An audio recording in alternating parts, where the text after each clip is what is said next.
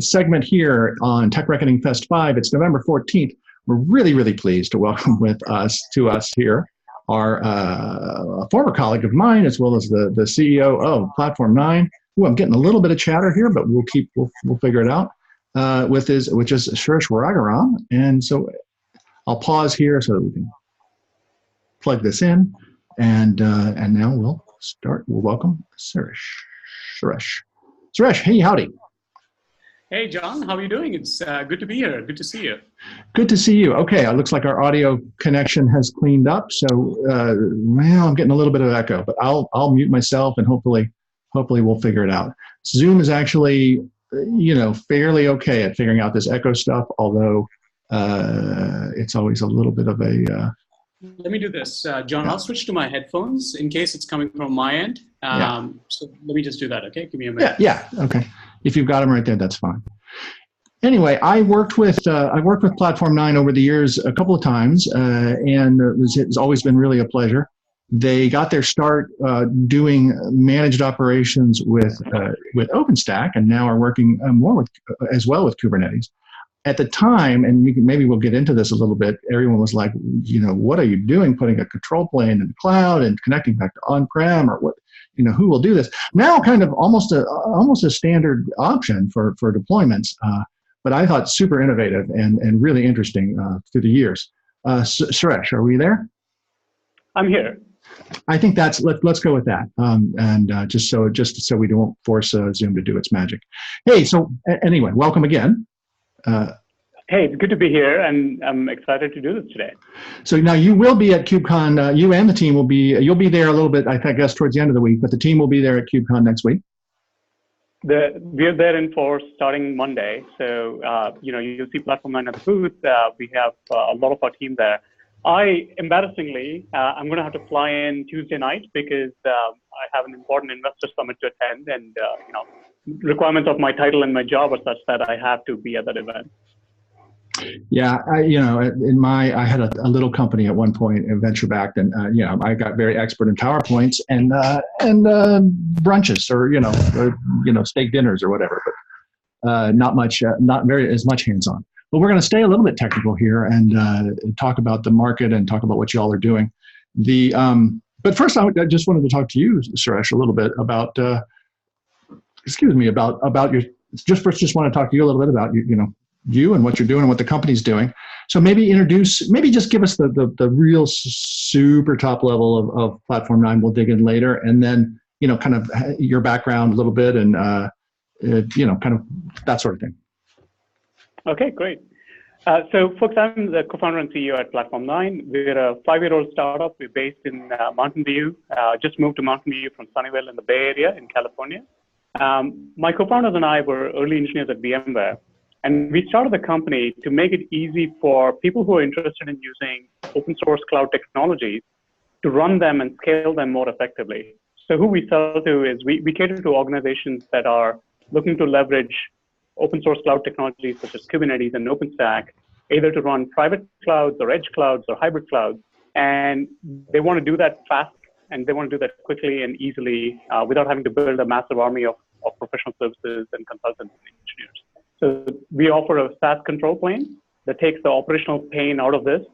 And this is where, John, our story goes back, right? When I was starting the company, an investor who I shall not name said, look, you want to do SaaS to do what? Nobody's ever going to buy like a SaaS-based like cloud control plane to manage like on-premises environments. Are you crazy? Well, it turns out now with systems like Google Anthos and VMware's Tanzu announcement, they're following exactly in the same operational paradigm and architectural paradigm that we've established. So we're very excited about what we're doing. We're seeing a lot of growth in our business and a lot of momentum with some great companies across the world. I'd love to tell you more about that. And John and I, we're back at VMware. So my co-founders and I were all early engineers at VMware. I was there for 12 years and really grew up there before starting the company. So it's been a journey. I mean, 5 years in is both just a blink of the eye, and yet all sorts of things can happen in the ecosystem. I don't know. So you're there. I mean, one reason to be in Silicon Valley is the weather. It is a little bit cloudy here in Half Moon Bay. I'm probably 40, 50 miles away from you, but it looks like you're outside. There was no cold snap, so that's nice. I don't, you're in Mountain View. Yeah, and there's so much. The joke is, right, you can always quit your job and walk across the street, and there's another company. So you're in a huge ecosystem. I mean, the funny thing is, these things also go in fashion. Even like tech, the companies go in fashion, right? There's like consumer-focused companies, and sometimes people don't understand enterprise-focused companies. Some would claim that even companies like Google don't understand the enterprise, and are learning. I don't know where I'm going with this, but I don't know, how is it? I mean, is there been anything surprising to you about either the speed, lack of speed of adoption of some of these technologies, the transition from OpenStack? I don't know, just life in Silicon Valley as a founder versus the founder mode versus engineering mode. That's not even a question, Sirish, but I'll throw it at you. I'd love to share some thoughts, John. Look, I think there's a few things that surprised me. The first one was, it felt like there's both a lot of interest in Kubernetes and containers. Our managed Kubernetes solution has been generally available for 2 years now, but it's also pretty early. It's interesting, right? In technology-intensive companies, it's actually progressed quite a bit. But if you look at the rest of the enterprise, it's actually not made that big a dent yet. Now, there's a lot of interest and there's a lot of talk. But I think one of the huge problems that containers and Kubernetes have that VMware did not and VMs did not is the fact that any app just works in a VM. And it's also, I think, kudos to VMware for having done such a good job with the implementation that your app practically never knew it was running in a VM. Almost never do, right? So I think with containers, on the other hand, you have to deal with this change in paradigm in terms of taking existing apps and refactoring them to be microservices.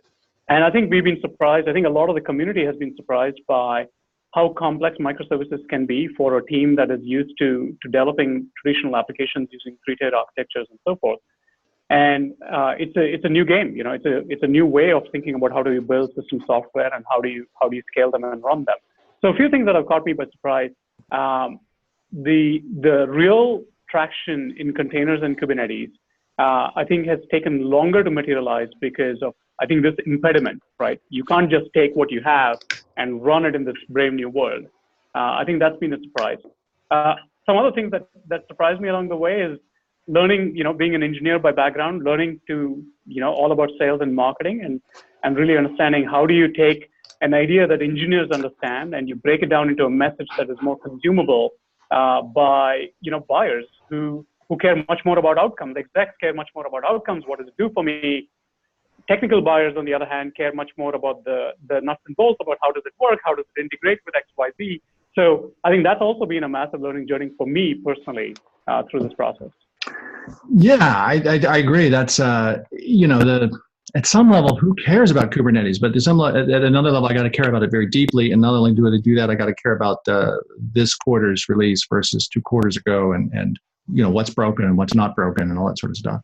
I don't know. And so yeah, I imagine it's been a journey. I think we're going to talk a little bit about we're going to get into tech here in just a second, talk about KubeVirt actually, which was you thought would be interesting to talk about today.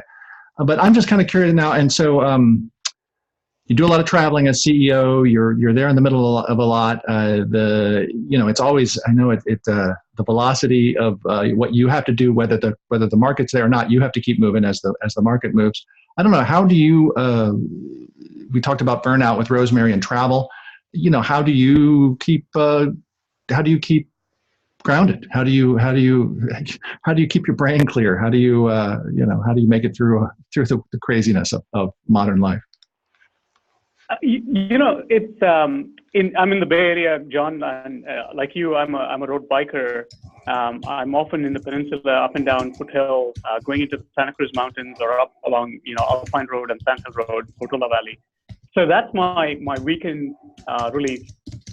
Suffering up Montebello, the 10% gradient. It's a 2,500-foot climb, which for me is quite a bit at an 8% incline.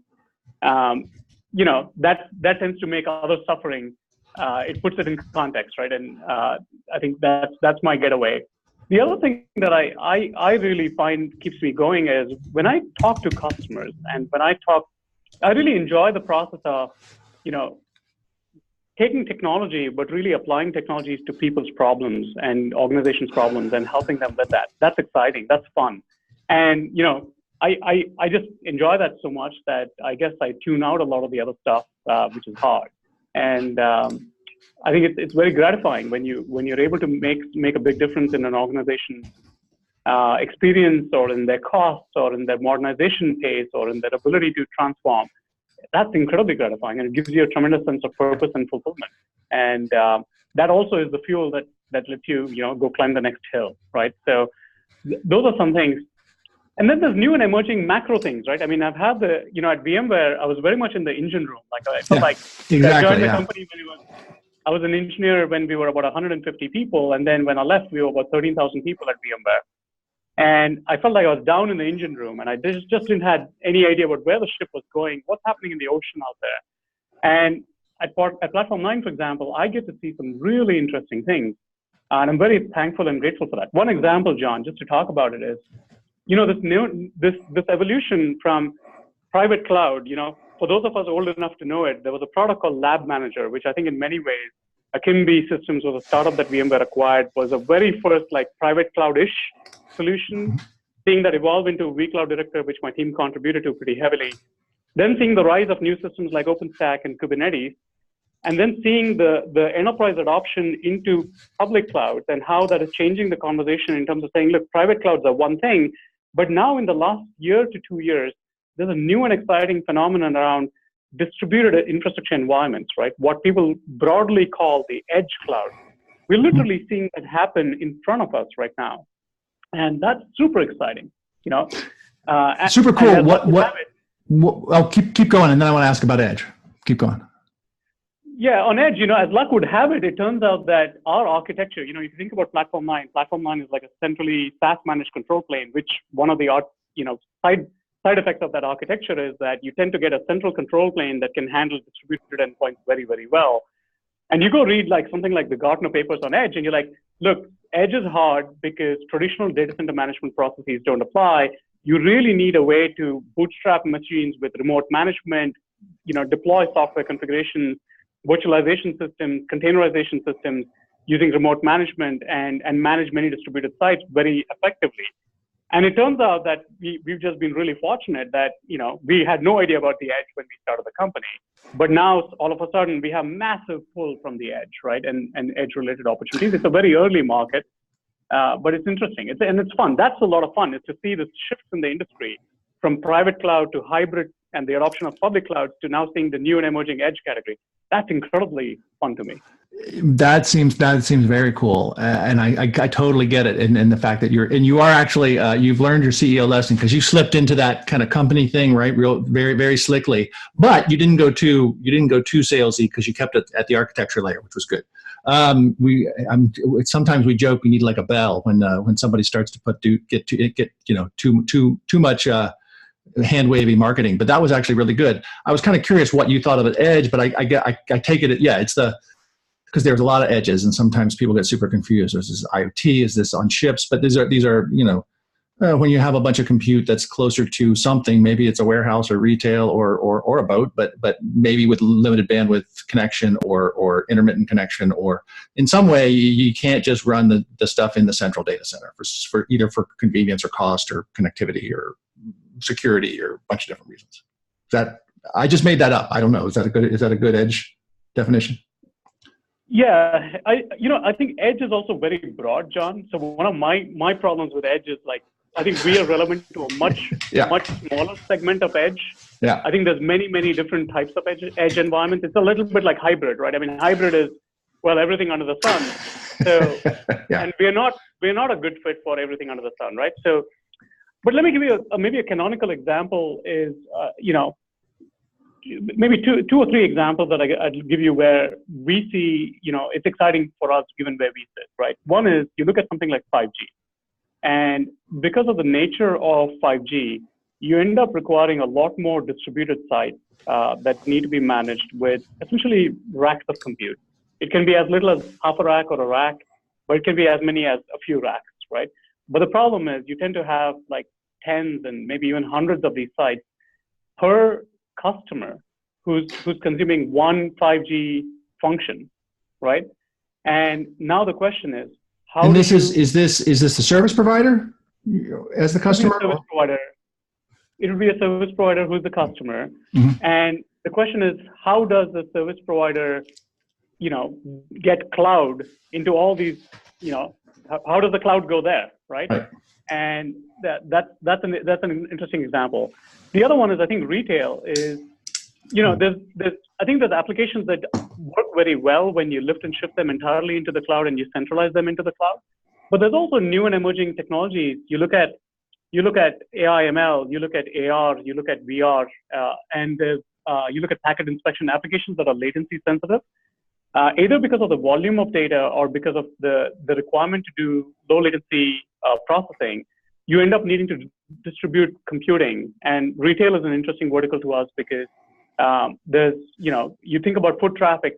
Take an example of your favorite retail store and think about the kind of foot traffic that's happening there, and think about the kinds of computation these stores are going to become digital, right? And they're going to do a lot more computation to personalize the experience to each individual and shopper, and to do better analytics and do better, engagement at the store. You think about it, right? I mean, you go to your Amazon website, you get a highly personalized experience, but you don't at all get a personalized experience when you walk into a retail store. It's the same. It's the same shade of vanilla. Why is that different, right? Shouldn't these be somewhat similar in that there's a greater degree of personalization? Now, you look at personalization in retail and you say, look, that requires compute to be highly distributed. Mm-hmm. Now, again, the question is, how do you do that, right? I mean, do you run cloud? How do you bring the cloud there? Are people just going to run VMware there, right? And that's where I think there's some, those are, I think, some very specific examples. And I don't know how else to call it other than edgy. Yeah. But I think we'd love to see a clearer term, because we think of ourselves as being relevant to what is called the thick edge, because the thin edge around, very lightweight sure. ARM gateways and IoT devices, which we are not a good fit for.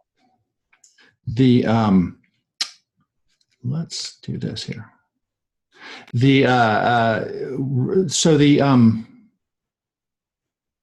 Two questions. So one observation and a question, because I can't help myself. I think retail, there's some privacy concerns that are coming up with the surveillance stuff coming up more and more and tracking stuff.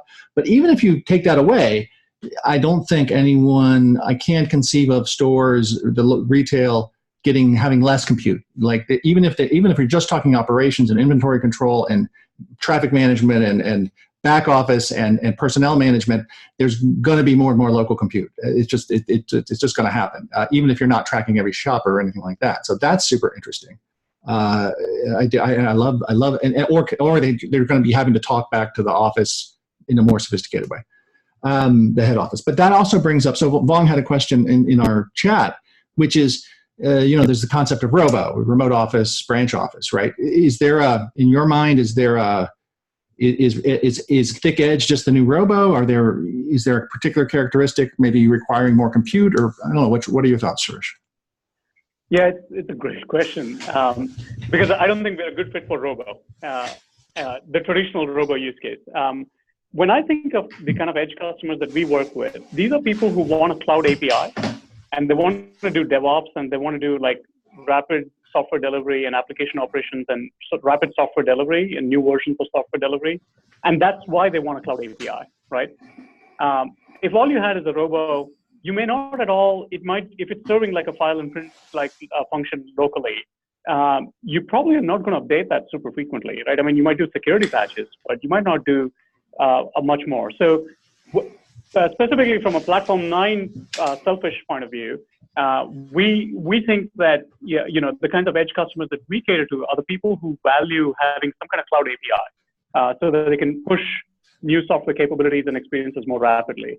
And I think if you take that out, I think the lines between edge and robo are not really clear anymore. Okay, I think functional delineation. I think that makes. That was Vong's comment there. I think that makes sense. At least it's a start of a functional category. And let me clean up. So hey man, let's for a couple of minutes. I am going to. There we go. Sorry. It's all live, man. Which is the fun part.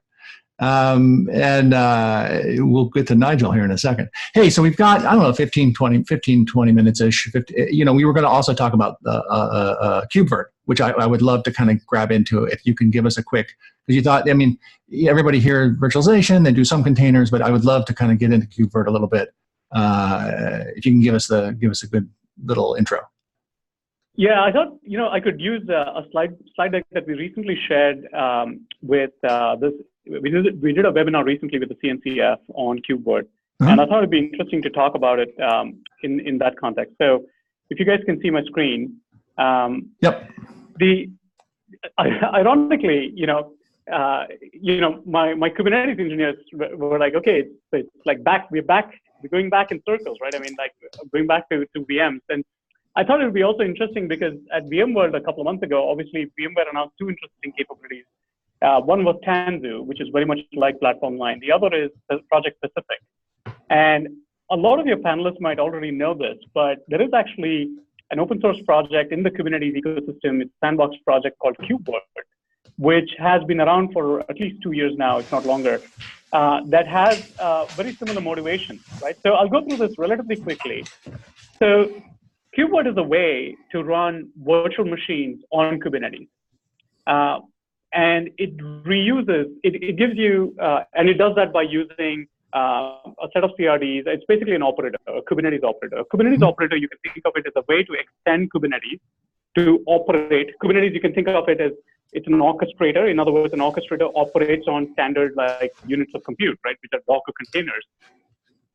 Kubernetes has a construct called operators, which lets you conceptually extend Kubernetes to operate third-party constructs, which Kubernetes natively itself may not know of. And KubeVirt is an operator that extends Kubernetes to orchestrate virtual machines while making it, integrate well with Kubernetes. What does it reuse with Kubernetes? It reuses scheduling, storage, networking, the Kubernetes API, kubectl, the CLI, and monitoring and so forth, right?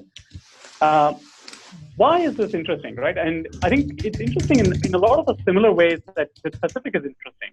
I thought it was useful to see maybe what people who are using KubeVirt are saying about it, right? So here's 3 data points, and there's more. If you go into the community forums, you'll see there's more.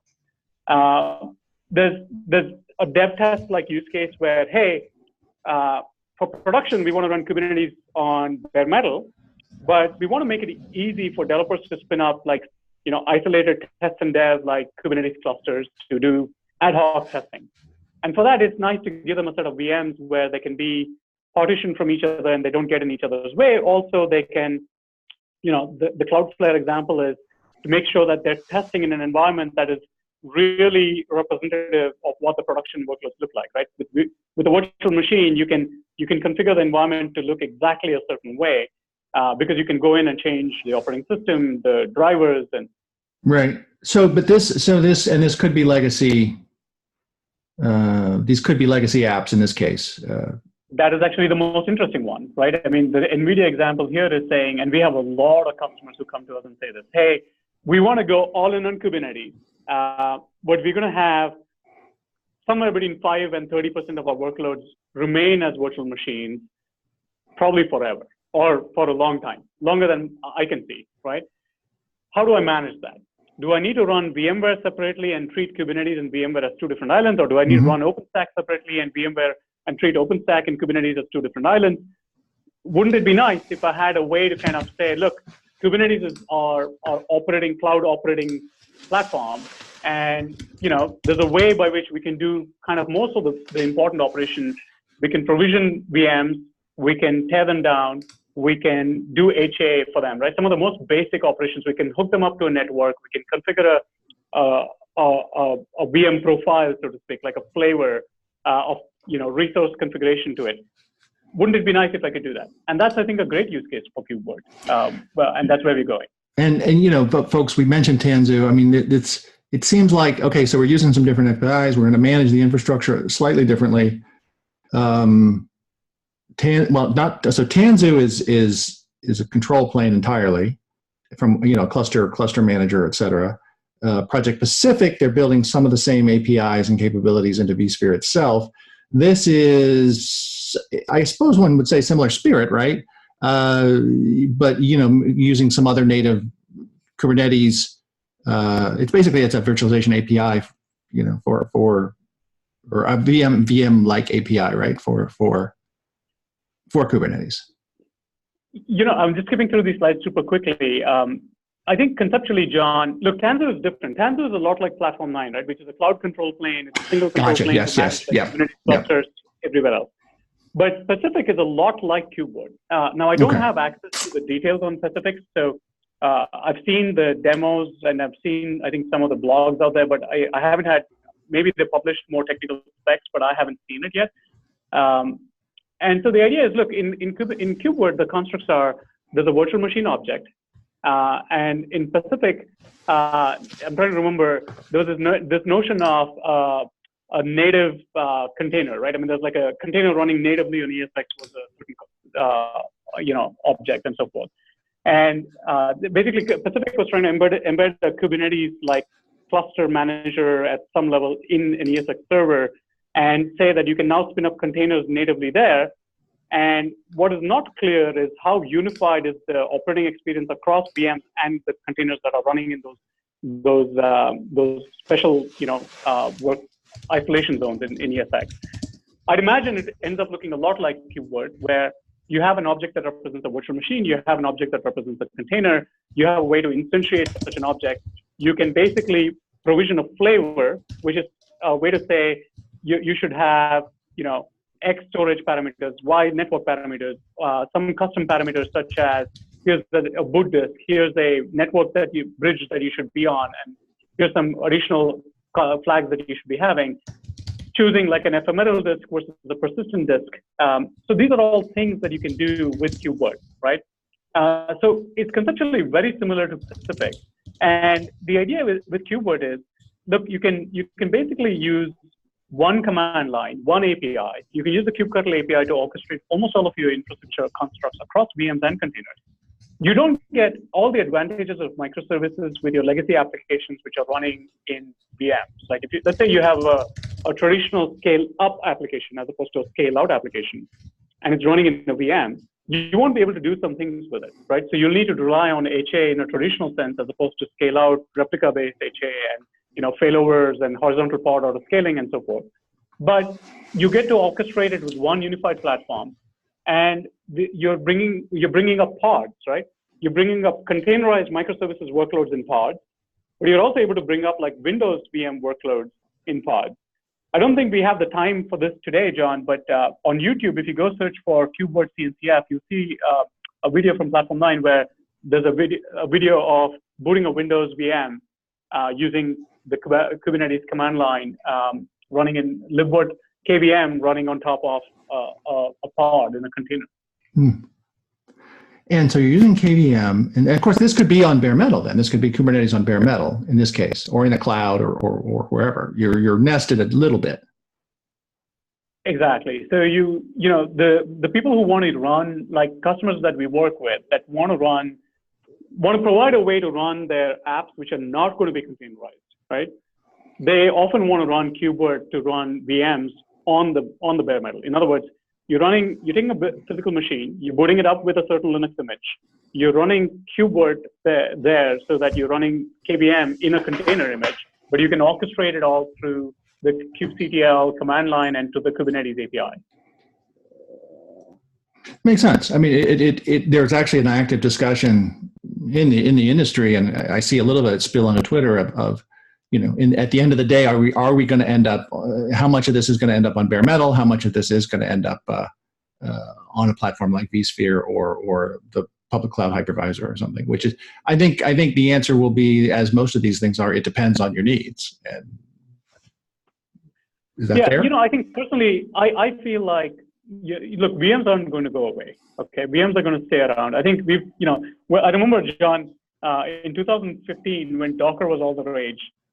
There was all this proclamation. I'll not name the person again, but I was at a founder dinner with the venture investors at VMworld 2015, where the founder was very belligerent, saying, "Oh, VMs are dead. Like, I don't understand why they should live. VMs should completely die." And look, one of the beautiful things about a VM is that it is very forgiving, right? Anything that can run on x86 compute runs in a VM, and that's beautiful, right? So let's not underestimate the importance of the long tail, right? I mean, in the enterprise, mainframes still run today, right? So let's not kid ourselves. And the ROI of taking an app that's running in production, that you don't want to modernize simply because, it's an app that's running, it's sunk cost, it's depreciated, and you want to build new and existing capabilities, exciting capabilities using containers and microservices. That old app, you might keep it running in a VM forever simply because it's not worth transforming it into microservices anytime soon. So in that world, we think it's very interesting to be able to run VM and containers and give people the choice of saying, listen, you can manage using a new cloud API, right? That's the Kubernetes API. And you have a way to manage your traditional workloads, but also your new workloads, and give them, that actually makes it easier for them to adopt new, helping them take their existing and bringing them under management, and then encouraging them about the benefits, incremental benefits that you get when you do microservices for new applications, will actually encourage the use of microservices and make it more accessible in the enterprise, beyond the Silicon Valley bubble, right? Beyond the West Coast bubble. I think that's a very real problem we have today. I want to, it's super interesting. There's a question and I think that's true. And I think that there is a lot of friction with Kubernetes right now. It's complicated. It has a lot of sharp edges. It's rapid development. At KubeCon, I was just looking at the announcements that are going to come out next week and under embargo. I can't talk about them. And, there's companies I know, there's companies I don't know. There's crazy amount of stuff going on in the ecosystem, and it has to settle out, or that mass market of real people in non techno places running real apps that they need to do to get their business done are going to be adopting this next generation of stuff. I actually wanted to pivot two questions. One, we do have a question on chat about the cluster API, which is coming out of the cluster lifecycle SIG of Kubernetes, and I think that's a little bit of a newer API, and I think KubeVirt predates the cluster API. Is that, I'm not, again, my knowledge is I'm skin deep here on this one. Do you know, Sirish, is that the case? Yeah, they're both I think both are two years old or so. I think the cluster API is the project that we've been involved in. What the cluster API lets you do is it lets you use Kubernetes constructs. It's almost like an extension of Kubernetes to let Kubernetes deploy and manage cluster lifecycle. So you can deploy new clusters using the Kubernetes API. You can, scale clusters and reconfigure clusters using the Kubernetes API and so forth. So that's a more way of organizing more cluster in a cluster in this case. See, this is where my skin deep is too thin. I can help.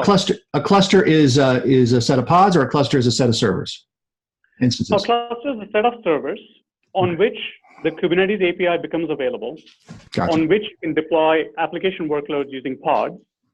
Those pods can be microservices pods running in containers, or those pods can, with KubeVirt, be traditional applications or applications that require to run in a VM. So in that sense, the cluster API and the KubeVirt are not mutually exclusive. They're complementary. They're in a slightly different place. Gotcha. Yeah. Exactly. The cluster API makes it more standardized to manage the life cycle of clusters. How do you deploy clusters? How do you scale clusters? How do you troubleshoot? And how do you tear down clusters and so forth? Its lifecycle management of clusters becomes easier, which is good. I think it helps make Kubernetes operations easier. Hey, before we leave, I did want to, Suresh, Platform9 is in a very interesting position in that you are running your service and you're running people's stuff in production, and so you have a deep insight into how things work and are things working. And I didn't know, maybe it might be interesting to leave us with your thought of kind of, where we are. We touched on this a little bit where you're seeing it in the customers, but I don't know how, if I'm used to, how are you and customers dealing with this life cycle, this quarterly life cycle? There's no long-term support in Kubernetes still. Kubernetes, like I said, there still are all these new CDRs and changes and all these SIGs, things are, and they're breaking things, and then versus, OpenStack's still useful in certain places. vSphere obviously useful in a lot of places. But people run Azure Stack. I mean, et cetera. I don't know. Do you have a perspective on where we are? You say a few words maybe on stability and keeping up. And how do you keep running a red queen race from a customer perspective? Keep up with all this stuff. I don't know. Maybe I'd love to hear a little bit of your insight into the responsibility of running people's production services. Yeah, look, John, we sit in a unique place in the stack, right, where we're managing more than several hundreds of thousands of cores of compute globally across some very large enterprise customers and service provider customers. And the interesting thing is this, right? I mean, when I look at our internal quality metrics around Kubernetes, partly owing to the path complexity in Kubernetes, we have customers who want to use it on bare metal, who want to use it on VMware, who want to run it on OpenStack, on KVM, who want to run it on Amazon, on Azure, and on Google. Okay, and I haven't even gotten to the long tail service providers yet. And these 6 options, each of those involves options, right? You can configure storage this way, or you can configure networking this way. You can choose some CNIs, right? So there's a very high degree of path complexity with Kubernetes. To add to the quarterly cadence, security vulnerabilities, new versions coming out, and the integrations with application services, right? So what I see is that Kubernetes is still in a very, very early stage, and operationally, our quality metrics in terms of Kubernetes stability versus OpenStack is actually worse. And now our OpenStack product has matured over years of work, and it's something where customers are actually really happy with. Contrary to what industry reputation for OpenStack is, it shows what is possible when you have a highly automated operational process. And Kubernetes is heading down the same path, but it's where our OpenStack product was 3 years ago. And to me, it just shows that the integration complexity and the operational complexity around Kubernetes is very high, which is why projects like the Software Lifecycle project are so important, because I think they'll bring more maturity into it, and they'll tame some of the path complexity in Kubernetes in the coming year or so.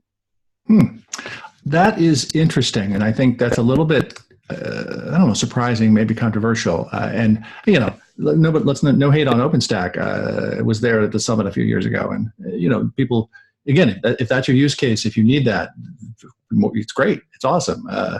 We talked about Edge, right? There are people who are doing interesting stuff. There's a big enough ecosystem that it's fine. It's not abandonware at all. But that's really interesting, and that's a little bit not surprising. But I am also starting to hear. Again, I'm an observer via media, via conversations like this, via conversations with customers, and.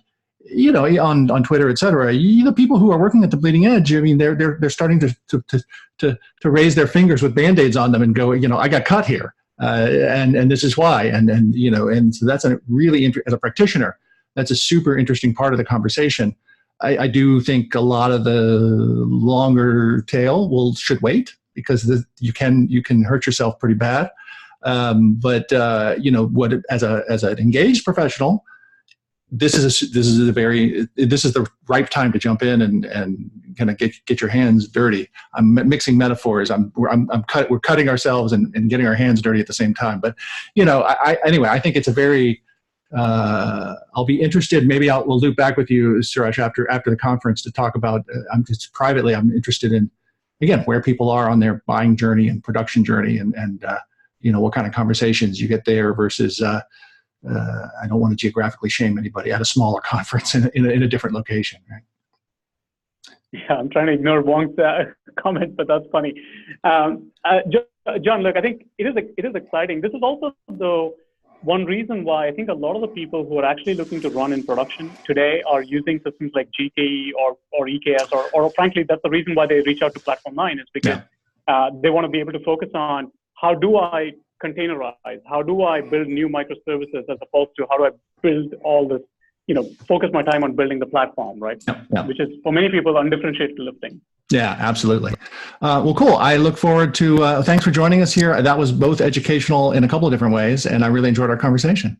So thanks a lot. John. Yeah. Great to be here. Thank you for having me. And likewise, if folks need to get a hold of Sirish or the Platform9 team, we're happy to put you all in touch. And this has been, you're listening to the Tech Reckoning Fest 5 here, November 14th, 2019, right before KubeCon. Sirish Raghuram from CEO of Platform, co-founder of Platform9.